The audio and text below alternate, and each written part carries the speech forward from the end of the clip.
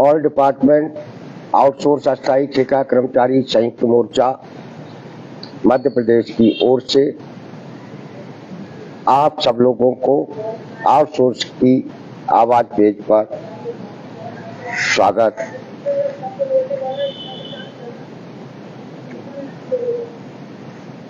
साथियों, काफी लंबे समय से आप सब लोगों से बातचीत नहीं हुई। मैं अपने व्यक्तिगत पारिवारिक कारणों में व्यस्त चल रहा हूं। 20 फरवरी को इस व्यस्तता खत्म हो जाएगी। उसके बाद हम लोग आउटसोर्स अस्थायी ठेका कर्मचारियों के सवालों को लेकर जो प्रदेश में हमारा सरकार से संवाद अभियान चल रहा है उसमें सक्रिय हो जाएंगे। सरकार से संवाद अभियान के तहत पूरे मध्य प्रदेश में अपने अपने स्तर पर संयुक्त मोर्चा के हमारे पदाधिकारियों ने विधायकों को, प्रशासन को, मंत्रियों को, उप मुख्यमंत्रियों को मुख्यमंत्री तक को ज्ञापन दिए और उनसे ये अब तक की सबसे अन्यायकारी आउटसोर्स कल्चर को समाप्त कराने का आग्रह किया है। हम सरकार से संवाद अभियान चलाएंगे जिसके तहत ज्ञापनों के जरिए सरकार तक हम अपनी बात को पहुंचाएंगे और 29 फरवरी को जिला मुख्यालयों पर सभी विभागों के आउटसोर्स कर्मचारी, अस्थायी कर्मचारी, ठेका कर्मचारी एकजुट होंगे और सरकार को ज्ञापन देंगे, प्रशासन कलेक्टर को ज्ञापन देंगे और उसके बाद 10 मार्च को हम लोग पंडित दीनदयाल उपाध्याय जी की प्रतिमा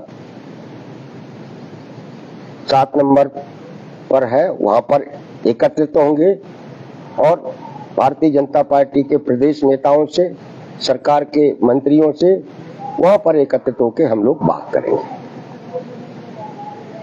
हम लोगों की ये प्रयास है कि 10 मार्च को पंडित दीनदयाल जी की उपाध्याय जी की प्रतिमा पर होने वाले हमारे सरकार से संवाद कार्यक्रम में मुख्यमंत्री जी को भी आमंत्रित कर रहे हैं, श्रम मंत्री जी को भी आमंत्रित कर रहे हैं, शिक्षा मंत्री को भी आमंत्रित कर रहे हैं और बीजेपी के प्रदेश अध्यक्ष जी को भी आमंत्रित कर रहे हैं कि आप आइए और हमारे ये जो दसियों लाख कर्मचारी है उसकी बात सुनिए, उनकी मांगों का समाधान कीजिए। उनकी समस्या बहुत गंभीर है। इसलिए साथियों, आप अपने अपने स्तर पर जो भी संभव हो सकता है अपने सवालों को उठाने के लिए कदम उठाइए और 10 मार्च को आप लोग 7 नंबर पर एकत्रित होइए और अपनी बात आप स्वयं कीजिए। अब सवाल ये है कि आखिर हम लोगों को ये बार बार ज्ञापन क्यों देने पड़ रहे हैं। केंद्र सरकार का भी बजट आया, मध्य प्रदेश सरकार का भी बजट कल आ गया है, आज अखबारों में आपने पढ़ लिया होगा। एक बजटों में हमारे लिए, खास करके कामगार वर्ग के लिए और खास करके उन आउटसोर्स अस्थायी ठेका कर्मचारियों के लिए जो सरकारी दफ्तरों में काम करते हैं उनके लिए कुछ भी नहीं है, बल्कि दोनों ही केंद्र और राज्य सरकारों के बजट के जो संकेत हैं वो संकेत है कि जो थोड़ा बहुत सरकारी सेक्टर बचा हुआ है उसे भी निजी हाथों में देना है और पूरा का पूरा सिस्टम वह ठेकेदारों, कंपनियों के जरिए, आउटसोर्स के जरिए चलाना चाहते हैं। ये केंद्र के सरकार के बजट के स्पष्ट संकेत मिले हैं और उन्होंने ये वित्त मंत्री ने ये पार्लियामेंट में भाषण देते हुए ये ऐलान भी किया है। इसलिए साथियों, हमारी लड़ाई बहुत गंभीर, बहुत वैचारिक और राजनीतिक लड़ाई है।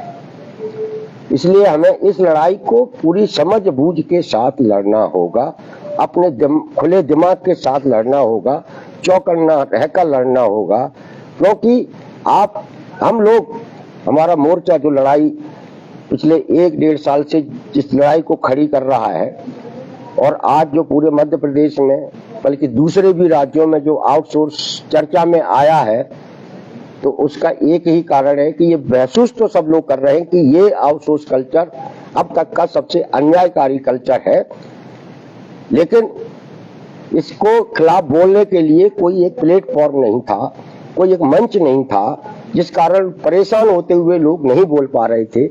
मध्य प्रदेश में आउटसोर्स संयुक्त मोर्चा के रूप में एक मंच तैयार हुआ है और लोगों ने अपनी बात करना शुरू कर दी है। और जब अपनी बात करना शुरू कर दी है, तो आज अगर आप भी महसूस करते होंगे, देख रहे होंगे कि चाहे मीडिया के प्रिंट मीडिया हो, इलेक्ट्रॉनिक मीडिया में भी यदा कदा कहीं कभी कभी आउटसोर्स के बारे में आता है। प्रिंट मीडिया में काफी कुछ आउटसोर्स अस्थायी ठेका कर्मचारियों के बारे में लिखा जाने लगा है। मध्य प्रदेश के विधानसभा के अंदर आउटसोर्स कर्मचारियों के बारे में कई सवाल लगे हुए हैं, कई से हमें लगता है 100-150 सवाल लगे हुए जिनके जवाब सरकार ने नहीं दिए हैं वो, लेकिन सवाल सरकार के रिकॉर्ड में पहुंच गए और जिन सवालों के जवाब दिए हैं वो जवाब भी हमारे पास आते हुए चले जा रहे हैं।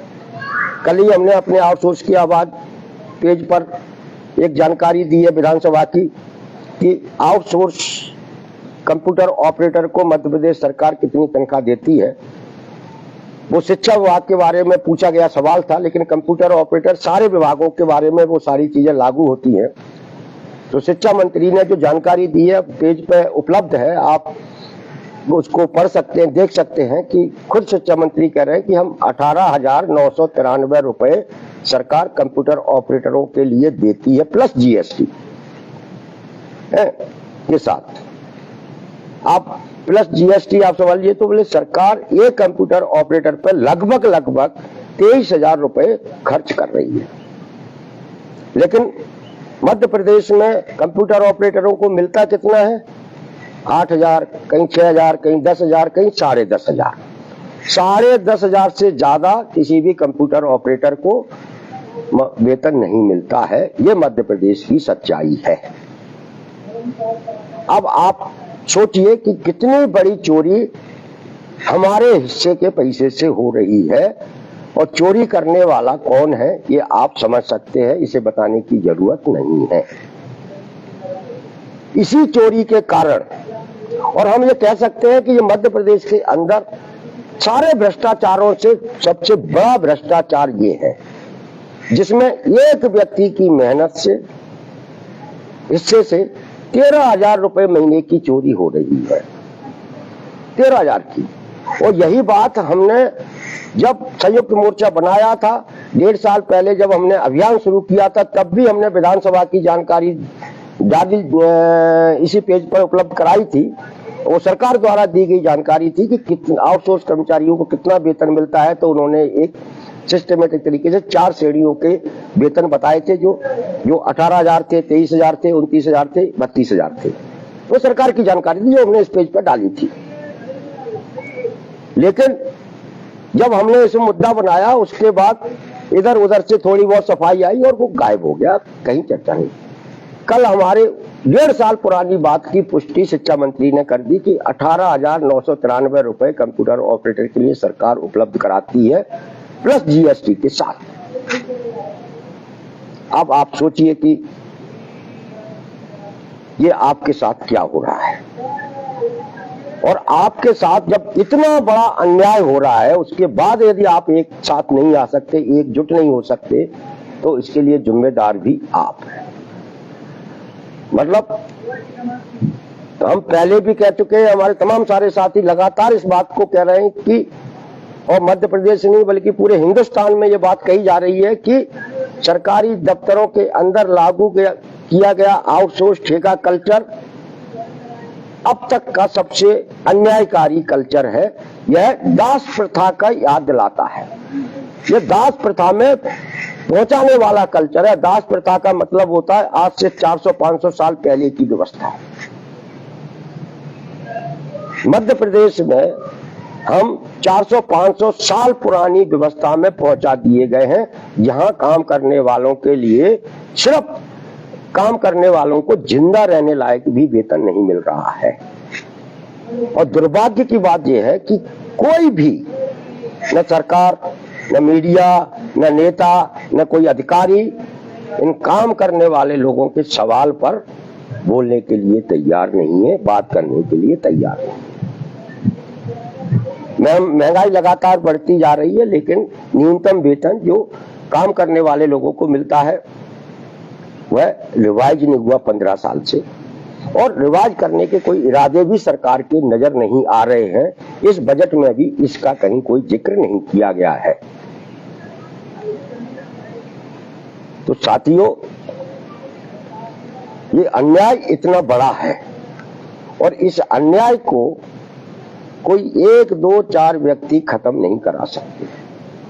यदि इस अन्याय को खत्म कराना है तो हम सब लोगों को एकजुट होना पड़ेगा, सड़क पर आना पड़ेगा। आप लोग चैनल देख रहे होंगे, टीवी देख रहे होंगे, अभी दिल्ली के सीमाओं को सील कर दिया गया है क्योंकि किसान अपने सवालों को लेकर दिल्ली पहुंच रहे हैं। अलग अलग गांवों से, पंजाब हरियाणा के अलग अलग गांवों से, मध्य प्रदेश के भी कुछ इलाकों से, कुछ गांवों से लोग दिल्ली पहुंच रहे हैं। सरकार ने दिल्ली की सारी सीमाओं को सील कर दिया है। सरकार उन किसानों को, जो भी कामगार वर्ग में आता है, उसकी भी बात करने के लिए, उसके भी सवालों को सुनने के लिए तैयार नहीं है, लेकिन वो लड़ रहे हैं। आपको याद होगा कि 2 साल पहले भी वो दिल्ली की सीमाओं पर 1 साल तक डटे रहे थे, तब जाके जमीन अधिग्रहण का बिल वापस हुआ था। क्या हमारा मध्य प्रदेश का आउटसोर्स अस्थायी ठेका कर्मचारी जो 10 लाख है, जो अलग अलग विभागों में काम करता है, जो कंप्यूटर चलाता है, जो स्कूलों में पढ़ाता है, व्यावसायिक शिक्षक है, जो सुरक्षा गार्ड है, जो मंडियों में बैठा हुआ है, जो एबीडी है, जो स्वास्थ्य विभाग में सपोर्ट स्टाफ है, जो सहकारिता में है, जो छात्रावासों में है, जो मेडिकल कॉलेजों में है, क्या हमारा यह सारा आउटसोर्स कर्मचारी 10 मार्च को अपनी एकता ठीक उसी तरीके से नहीं दिखा सकता जिस तरीके से दिल्ली में किसान दिखा रहे हैं?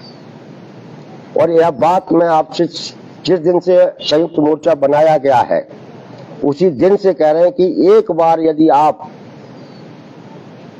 भोपाल की सड़कों पर खड़े हो गए तो इस मध्य प्रदेश के अंदर से ये आउटसोर्स कल्चर समाप्त हो जाएगा।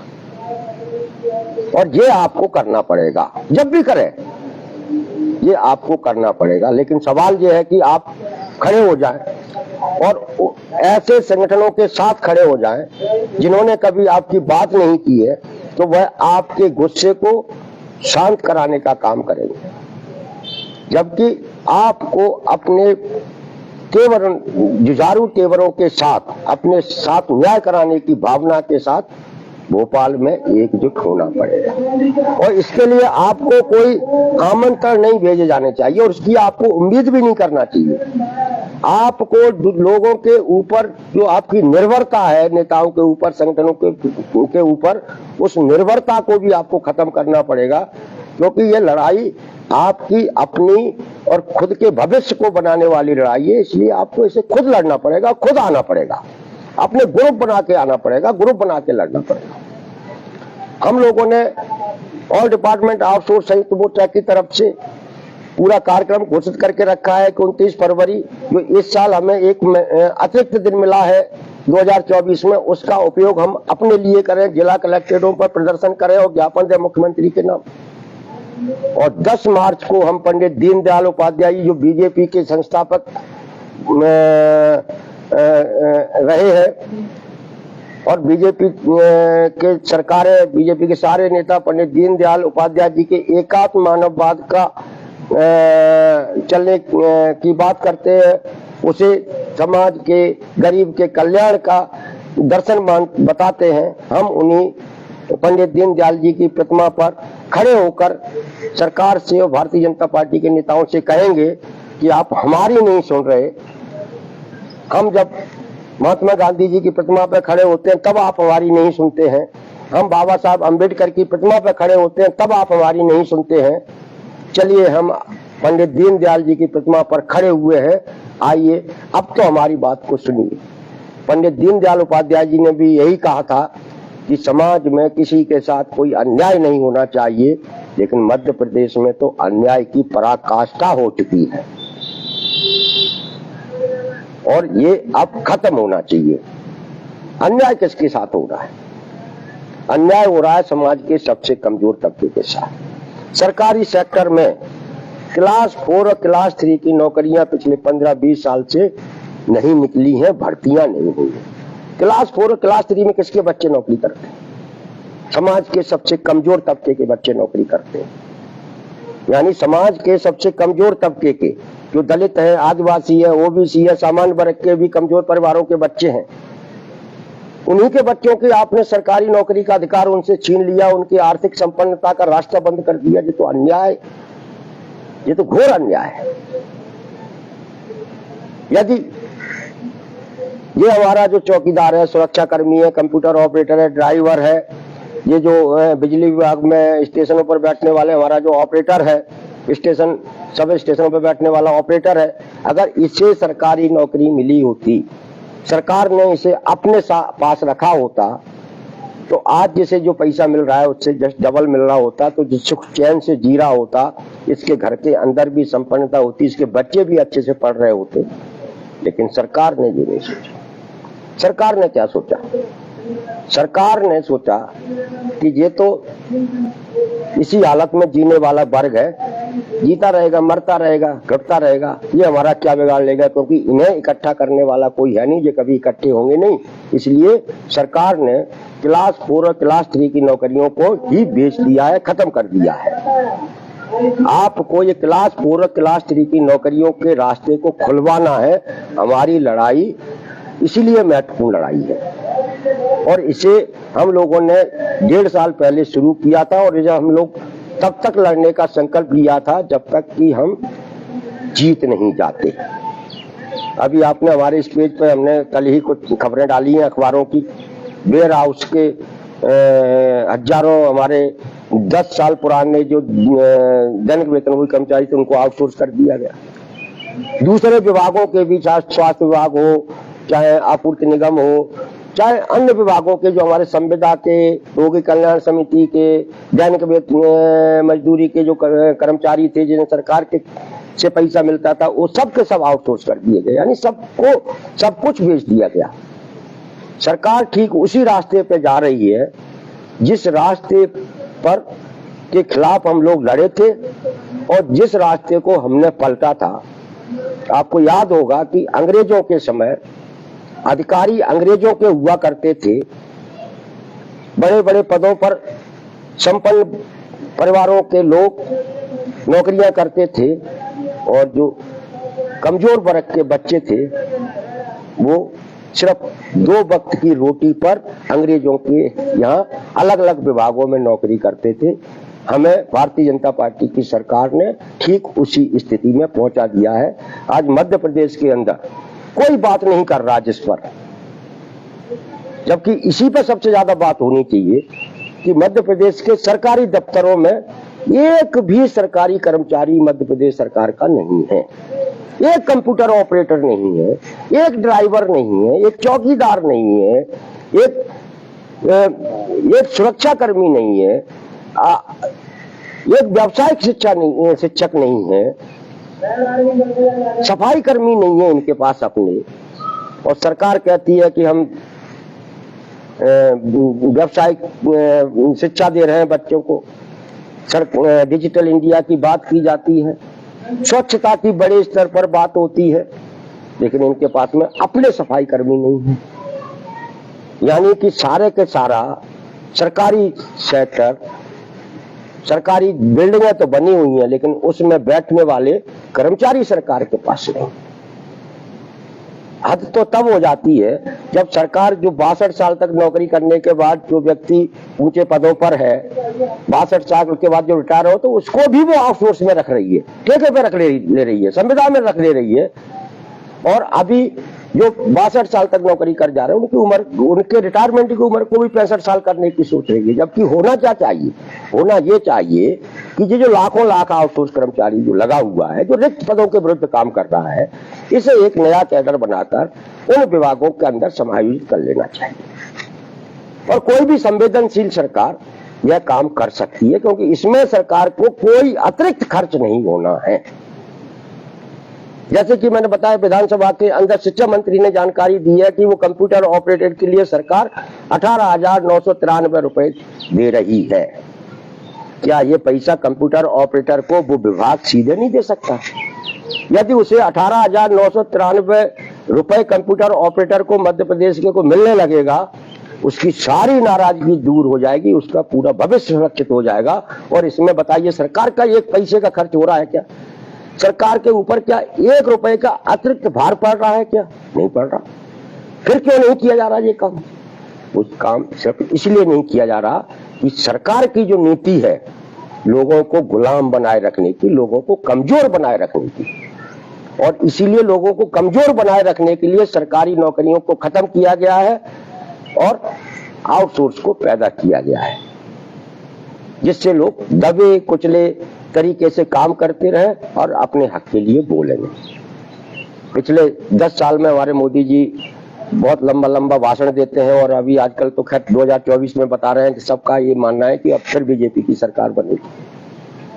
लेकिन इन 10 सालों में मध्य प्रदेश के अंदर, क्या पूरे देश के अंदर स्कूल कितने खुले हैं आप सब लोग जानते हैं, अस्पताल कितने खुले हैं आप सब लोग जानते हैं, नौकरियां कितने लोगों को मिली है आप सब लोग जानते हैं।